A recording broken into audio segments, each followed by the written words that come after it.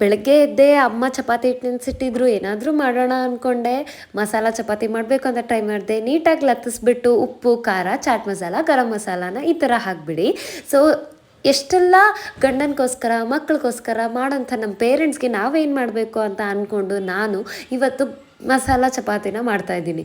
Process ತುಂಬ ಈಸಿನೇ. ಮಸಾಲ ಎಲ್ಲ ಉದುರಿಸ್ಬಿಟ್ಟು fold ಮಾಡಿಬಿಟ್ಟು ಮತ್ತೆ ನೀಟಾಗಿ ಲಟ್ಟಿಸ್ಬಿಡ್ಬೇಕು ಅಷ್ಟೇ.